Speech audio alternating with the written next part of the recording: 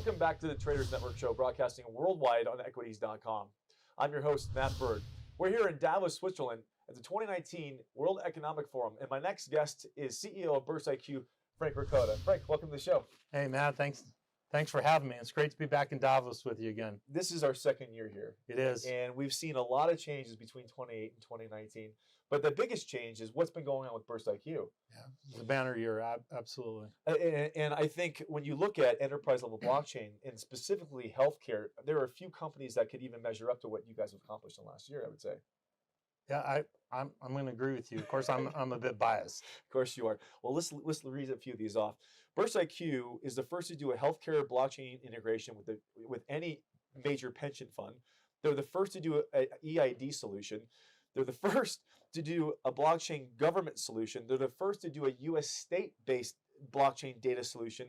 They're the first blockchain company to partner with the UN Global Compact, and now the first to partner with the U.S. Trade Department. Yeah, to name a few. Yeah, that's just scratching the surface of what happened in 2018 and definitely what's going to happen in 2019. So let's talk about what you did in 2018 on the big data side, because that's what it's really about. And everything what we're hearing now is use case. Well, it needs to go back to enterprise and implementation before you could roll out the front end use case scenario. Talk to me about why you decided to go down the blockchain enterprise route versus going to the ICO route, which was what everybody else in your sector did.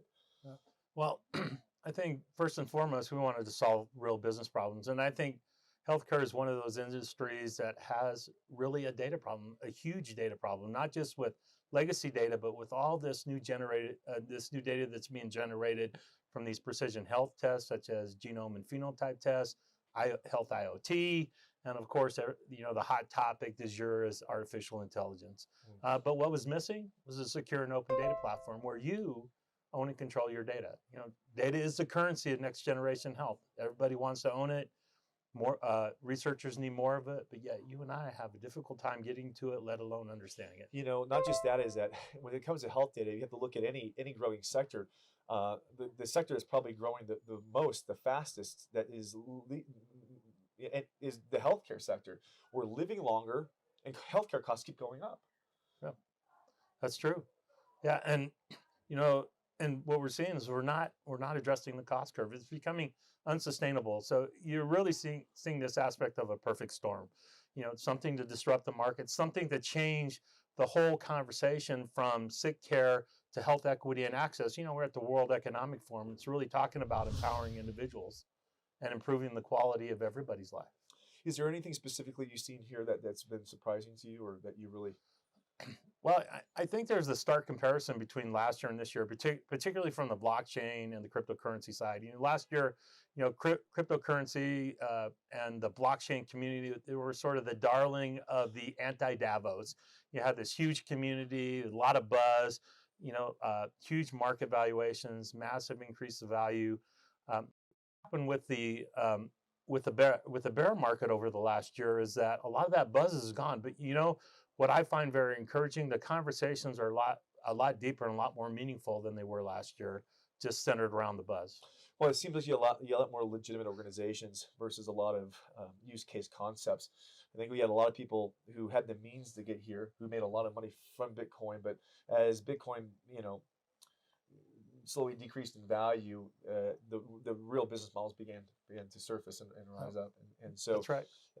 High level engagements seem like it's the theme right now. Yeah, and we moved away from cryptocurrencies to using the technology to create new and innovative solutions that solve real problems. Blockchain is going to solve a lot of humanitarian issues, going to solve a lot of issues in health in terms of driving costs down and access up. Give me your top 3 sectors outside healthcare, of course. Give me your top 3 sectors that you're bullish on within blockchain. Well, obviously fintech is a big space. That was the early mover on the technology. But I like a lot of government services. I love that space from the standpoint of property registration, from social services and access, and just government services in general. It truly empowers an individual and really supports, from a broader perspective, liberty. And and empowering and liberty of a person. Do you see any issues with the integration of users actually controlling their own data? I mean, is it going to reach the point where they can actually populate open data fields? Are they going to go to that extent? Do you believe that the tokenization of work product will fuel that initiative?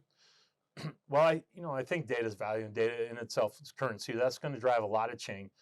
But when you look at it from a person perspective, anything that requires you to type a lot of data in isn't going to fly. And we've seen some very big companies approach building personal health records, like Microsoft and even Google, and had a few false starts with it. So what I think you're going to see with blockchain is very similar to what happened in the internet bubble. The protocol is going to fade into the backbone, into the background, and it's going to enable a whole lot of services. You're not even going to know you're interacting with blockchain, but you're going to know I have access to my data. I can share my data with my doctor. And listen, we've all sat in waiting rooms for hours upon hours, and just to get some blood tests, and from a healthcare standpoint, a lot of those redundant tests would be eliminated. Yeah, and I think that's on the care side of life. But I think we got to play it forward. A lot of people think one of the killer applications of health is building this personal health record. And I think that's looking back. I think what's going to happen is we're at this precipice of really what we would call a health singularity, kind of this convergence of technology and access that's going to change the whole way we interact with our own personal health and with our care providers. So I think we're seeing the evolution of an industry in health delivery. Yeah, I love that. Listen, and I also hear that you're going to be contributing to the network over the next couple of days. Yes, I am. Yes, I am. Speaking of it, I'm very excited about that, by the way. Yeah, well, I'm excited about that too. You're going to be doing some in-depth interviews, from what I understand, on the blockchain side. So you're going to be our technical correspondent. Some very heavy-duty thinkers. I think it's going to be exciting in terms of listening to these individuals, extremely smart, talk to us about how they see it unfolding. That's amazing. That's amazing. Everybody, Frank Ricotta, CEO of BurstIQ. This is going to wrap up our day here at the World Economic Forum. We'll be back tomorrow with a whole lineup of guests, CEOs, fund managers, and heads of state. So make sure you tune in. We'll see you tomorrow. Forum is brought to you by Salt, providing fintech solutions for digital assets. Visit them at saltlending.com.